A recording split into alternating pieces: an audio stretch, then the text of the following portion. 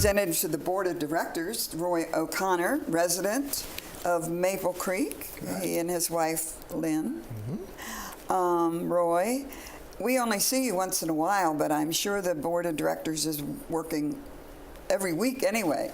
Oh, there's always lots of things going on, Fran. And, you know, last month we had our town hall on May 25th. And we had passed out a package, which is our annual report. And, you know, after the meeting, I had several residents, as a matter of fact, even a couple of council members asked me about what is the structure of the board, you know, kind of above Greenspring, and how does that work? So while last month I spoke about management versus board governance, today I thought maybe I could focus a little bit on the organization and hopefully maybe clarify Sure, or raise other questions. Or raise other questions. But that's good too. But the first thing I would like to do is just kind of introduce an organization chart. It's the only one in the package that I'm going to show. Oh, okay. And but it's up on the screen for the residents now. And if you kind of bear with me, it's a very simplified overview chart. But you'll see up on the upper left, you have National Senior Campuses. And that is a not-for-profit, what I call supporting board. They support all 16 of the Erickson communities that are governed by. And only the Ericksons? Only the Ericksons. Only the Ericksons, okay. Right. Yeah, which is interesting because, you know, that name implies maybe it's even more than that. National Senior Campuses implies that it's national. Yeah, some time back, Larry Shabmel, who is the chair of that National Senior Campuses, said they came up with that when they were looking at, you know, expanding and growing. And so we truly are, you know, a national organization. Well, we are. You know, we've got sites in Texas and Kansas and so on. But anyway, if I could just back on the chart just a moment, and then you have the blue box in the middle there, you can see the Greenspring Board of Directors. And if you follow across, the legend below says there's a supporting relationship between National Senior Campuses and the Greenspring Board. And that's carried out through a lot of committee work that's done by National Senior Campuses, and they have the benefit of that they pass on to all the communities. They do a lot of what I call the heavy lifting. They do a lot of research and so on.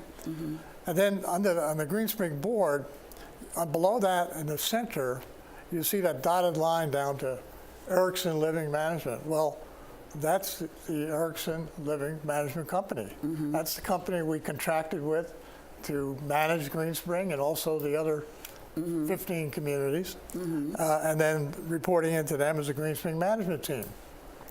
This afternoon, everyone's going to get to meet Chandra Kumar, our executive director. Right. She's a member of the Greenspring management team, but she also is an Erickson Living employee. And then on the right side, you see the actual solid line.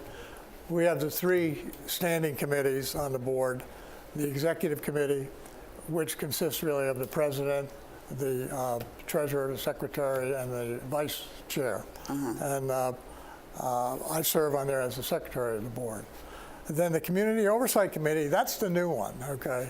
And somehow or other it got blocked out there. But anyway, there's a new committee called... it isn't there. It's not there. It's called the Community Oversight Committee. Yeah. And so I'd just like to spend a moment about that, because this committee was just formed this spring. And that committee is made up of 3 people, and there's a chart that follows, if we could flip that up on the Community Oversight Committee. I think it's the 3rd chart, if they would help me in the room there. Okay. There you go, that's it. Now the Community Oversight Committee, there's 3 people on that. Jackson Bain, who was here at our town hall meeting, okay, he's the chair, he's also the vice chair of our board. Okay. Jim Anders is the chair. Myself as resident director, and then Betty Price. And Betty Price, you know, is familiar to a lot of us. She is. She used to be here and actually taught some classes in the Wellness Center. Right. And, but this committee is something new this year. And this committee is going to have the responsibility to be kind of the prime interface with our committee. Now, every community will have a COC, as they call it.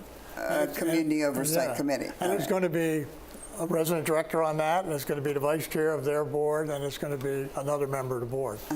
And they're trying to create this, they've created this committee to make sure they have 3 people who will primarily focus on things like the budget for that community, focus on the management performance evaluation, which we do each year, and also be a prime group to meet with the resident council and residents. I see. So even below the board level, so that's focus. Now, it's not just here in Green Spring. I mean, every community is going to have a COC. So my counterparts, the other resident directors, have each got to be on that. And it means also, I think, we're kind of defining this as we go along the way, but the resident director is going to be in a stronger position, I think, than in the past. And that's true at each community, because now they're a member of this very important committee that's going to be the main interface, you know, to the community. So it's kind of exciting. Okay, it's something new, and it's a new approach. We're going to be in this, what we call board restructuring mode over the next 2 years.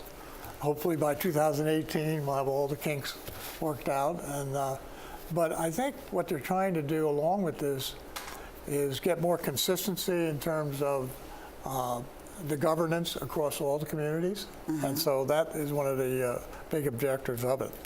Now, at the same time, I also mentioned that we have national senior campuses. And I'd like to just put up, there's a list of the committees that national senior campuses have. If we could show that chart, the National Senior Campus Committees. It just has the names. Here we go. There are 7 standing committees. And each committee has anywhere from 3 or 4 or 5 board members that serve on those committees. And actually even a couple of residents are on some of those. But each of these committees does a lot of work, and then they take that knowledge and information and they spread it to all 16 communities.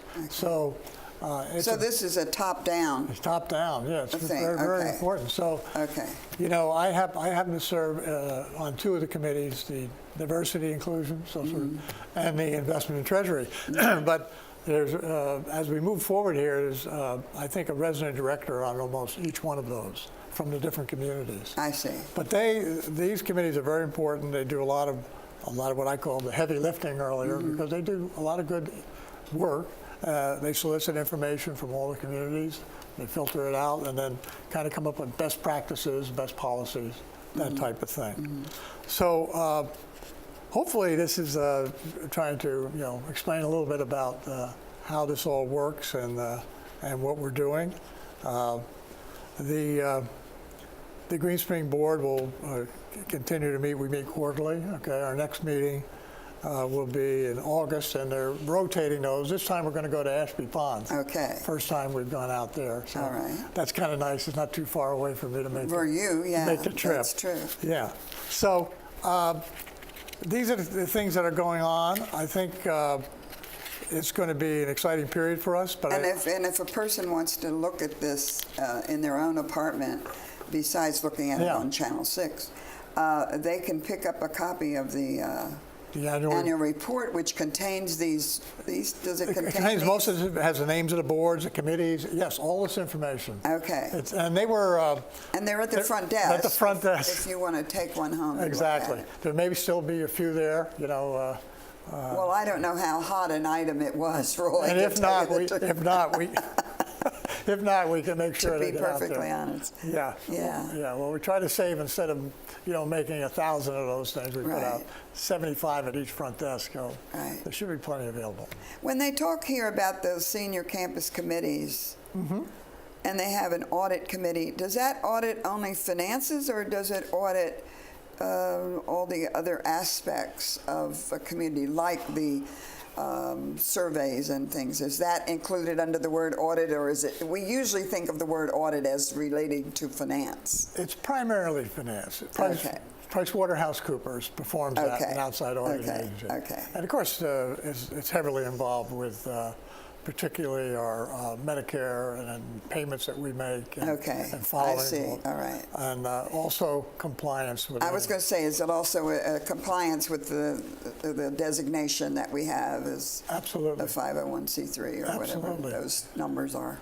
501c3. Yeah, that's what we are. I said it right? You said it right. We're not for profit. That's it. Yeah. So, and you know, if any other residents have questions about it, please, stop me in the hall, see you in the dining room. Sure. Be glad to try to answer it, yeah. And I see you in different dining rooms, so you make yourself available, Yeah. I know. Okay, well, thank you very much, Roy, for coming today and enlightening us a little more about this mysterious, no, I'm kidding.